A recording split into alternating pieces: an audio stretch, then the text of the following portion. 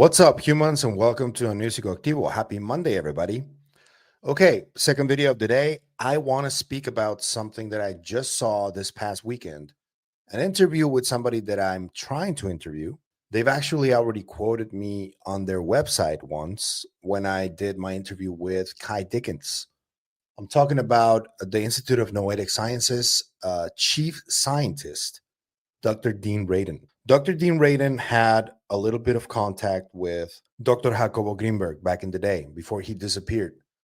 And if you ask me who has been continuing his work specifically, I would name Dr. Dean Radin at the very top because this is the type of work that Jacobo was doing. He was investigating eyeless sight. He was investigating other types of psi phenomena, such as Pachita's spiritual surgeries.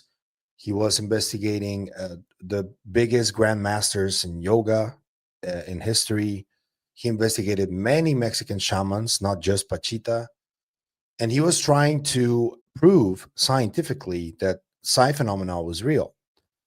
His transfer potential experiment was revolutionary at the time, and people thought he was actually onto something before he disappeared.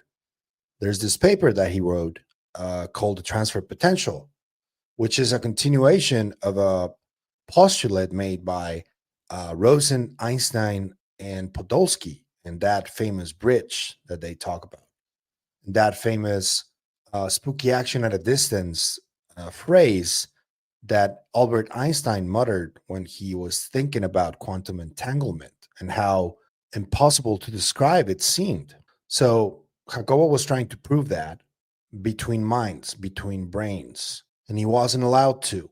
And one of the people that has been continuing that type of work and that level of cutting edge wisdom about this topic and scientific rigor about this topic has been Dr. Dean Radin. And there is something that he recently just said that I've been mentioning a little bit when it comes to religion, when it comes to the Catholic and Christian faiths, and how back when the Holy Inquisition was taking place, this belief in religion affected people that had abilities of psi phenomena, ESP, and how the church took their lives and pursued them to take their lives because they were different compared to other people. What they didn't know back then in the Catholic Church is that everybody has predisposition to extrasensory perception. Everybody. And somebody who has been investigating this scientifically and historically has been Dr. Dean Radin. And he just came out with a statement that correlates the lack of this gene in people who are either Christian or Catholic. And he takes it all the way back to when the Holy Inquisition happened, because a lot of those people were killed, and that gene didn't continue growing within that community of Christians and Catholics because of this cleansing that the Catholic Church made out of a misinterpretation of what people can do. They believed all sorts of things pertaining to potential demonic intervention and all sorts of different wild speculation. Instead of investigating it properly and scientifically, they decided to act upon it through a religious lens. And the result was one of the most horrible crimes against humanity, which is the Holy Inquisition. And the church is responsible for that. So let's see what Dr. Radin said. I'm going to give a shout out to Ruby here, who posts a bunch of really cool clips constantly. But they posted this one. It says, Dean Radin discovered a genetic sequence in our DNA which gives normal average people around 60% psi abilities and anomalous experiences. What shocked Dr. Radin was that around 40% of the population do not have this gene. They have a deficit, which turned out to be Christianity. We found a place that has a deficit for people with psychic talent with this gene. It turns out to be Christianity. Radin and others have speculated that this could be a result of the Inquisition. And there's a lot of people that misunderstood this from Dr. Radin. He wasn't saying that people who are Christian or Catholic don't have this gene because they are Christian or Catholic. That has nothing to do with it. He's correlating it to the Holy Inquisition. That's why they have this absence of the gene, because of so many people that were killed back then that did not continue to spread the gene amongst that population. That's the only thing he said. He didn't say anything else about against Catholics or Christians at all. But I do want to hear the entire clip. So I'll play it for you guys and we'll see each other afterwards. This is coming from a YouTube channel called Buddha at the Gas Pump. And the interview aired a while ago, but I didn't know about this research that Dr. Radin was doing. So let's hear it from him right here. And so we have identified a genetic sequence on chromosome 7 of DNA, which was the opposite of what we thought originally. We originally thought there's some special gene that makes people psychic superstars, and we'll find what that is. And so we got people who are psychic from psychic families and controls who are not psychic from non-psychic families, and did a standard case control study, which is what you do with genetics. So we found this difference between the two, but the difference was that it looks like most people who are, quote, average, normal average people, they have capacity for psychic ability. It's these other people, still a pretty large proportion of the population, we think, maybe 40%, we don't know exactly, who don't have this particular gene. And by not having it, their capacity for having these kinds of experiences is much, much lower than the average person. So this is kind of backwards, because we're basically saying it looks like everyone can have these experiences except this group of maybe 40% who end up being extremely skeptical because it's not part of their experience and they don't know how to make it part of their experience. And so one of the people working with us is a specialist in sociogenetics, which was a discipline I didn't even know existed until he started working with us. And what it's about is looking at the genes of a population and how that orients a population towards certain kinds of beliefs and certain predilections. So he did this analysis and found a very strong correlation between and this is a negative correlation. We were originally saying, well, maybe the Druids have, that portion of Northern Scotland or Ireland, maybe they have more psychic ability because they have legends about such things. We found the opposite. We found a place that has a deficit of people with psychic talent. And from a socioeconomic or a socio-historical perspective, it turns out to be Christianity. So we're thinking this is Holy Roman Empire plus or minus a couple of countries over time. There's a deficit of this particular genotype, basically. So you mean the geographic birthplace of Christianity? You don't mean Christians around the world in general? No, it's like the birthplace, and then high density is going to be near that birthplace. So we're talking about probably Italy, Spain, a few countries around there, which are still heavily Catholic. There's a deficit of this gene, of this sequence. And so in thinking about that, we were trying to figure out, to get rid of a gene in a population, first of all, takes many generations, but also something has to happen. I mean, evolution does things because there's a need. The need could be that the environment changes, or it could be endless wars. It could be all kinds of things. In this case, all we could come up with as a speculation is the Inquisition. Yeah, I was going to say that people were persecuted for displaying anything like this. They were accused of witchcraft and so on.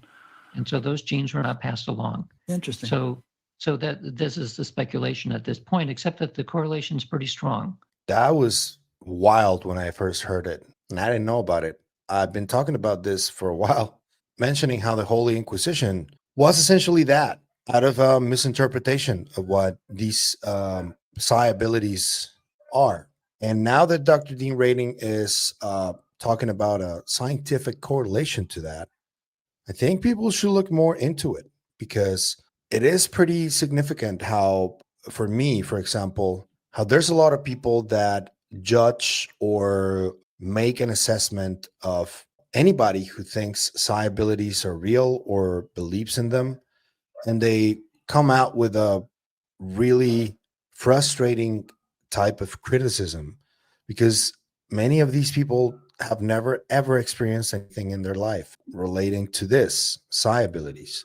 And a lot of this criticism and skepticism and denialism comes from a place of not being able to have these experiences by themselves. And I think it's very telling now that we know that Dr. Dean Radin discovered this. I think it's very telling that a lot of these people that potentially have these links all the way back to the Holy Inquisition in their families don't have that gene because of this cleansing that occurred back then. So I just wanted to share this with you. I know that in Mexico history, there were a lot of tribes from different pre-Hispanic cultures that were also persecuted and were also killed. And Dr. Grinberg himself talks about this because there's a really old interview where he's discussing Don Panchito, which is another shaman, and where he claims that there was also a type of cleansing here in Mexico. A lot of those families were also taken out of the board, so to speak. I just wanted to shine a little light on this, just so you know where we are and what type of history we have pertaining to psi phenomena. It goes way back. It's not just recent from the remote viewing program at Stargate, or it's not also the Russians are not the first ones that have been investigating this. There's been subcultures in the past, very distant past, that already coexisted with these ideas and these abilities. In my case, in Mexico, there's a strong number of people from different subcultures that already displayed this type of phenomena. And there's a lot of history of Mexican shamans doing this. What I do want to tell you, and this is my own personal belief, is that if you do not have psi abilities or you have never experienced anything or displayed anything, a proper way to reawaken that in you, I think, is there's a couple of options. You can either go through a meditation journey that lasts decades for many, and you can find those psi abilities back to you. Or you can also do a more risky and absolutely not something that I would recommend if you're not responsible with it. You can also try different types of psychedelic substances that also help you reawaken that part. I know this is a little bit controversial. There's a lot of people that don't like what I just said. I don't care. Based on the experience that I've had, that is also a way that you can do things and reawaken those psi abilities. Um, I do recommend that if you're thinking about trying psychedelic substances, you would have to be at least like 25 years old. You would have to try and be well in life in general, not have any significant trauma or any type of mental illness that can be exacerbated by the usage of psychedelics, because there is a danger there, and it's very real. So they're not for everybody, but it is a way in which you can reawaken that for sure. That's something that by at this point, I am convinced about. So let me know what you think in the comments about this discovery from Dr. Dean Radin. I think it happened over the last 5 years or something like that, this discovery, and it's been talked about quite a bunch, but I hadn't heard this specific scientific breakthrough from somebody who's a professional at this and has been doing this for many, many decades now. Dr. Dean Radin. I hope I can get to talk to him soon. I'm going to keep trying. And yeah, I want to thank him for being featured on the Eons website once. That was really cool to see. So thanks. So let me know what you think in the comments about the Holy Inquisition potentially being the reason why Christians and Catholics may not have that gene of psi abilities. That's pretty hardcore. That's pretty significant news, if you ask me, about the history of psi phenomena. And what do you think about the Holy Inquisition in general? Why it happened? The atrocities that were made back then. What do you think about the reason why they did those things? Where do you think that comes from? Is it just out of religious dogma, or is it just fear of the unknown? And that religious dogma becomes a safe place. It's a really interesting debate to have. And I'll let you guys have it in the comments. Please be respectful. If you like the content you see, I'm going to ask you to like, share, comment, subscribe, and hit the bell icon. That's all you need to do in order to help us, and it is what helps us the most. So thank you. But if you want to support us in other ways, there's a few links down there you can choose from. You can become a member on YouTube, or you can support us through KGRA. Anything you choose to do is always appreciated. So thank you. And that's it for me today on this video, but I'll see you guys in the next one. Remember, stay curious and inquisitive like Dr. Dean Radin. Always. Bye.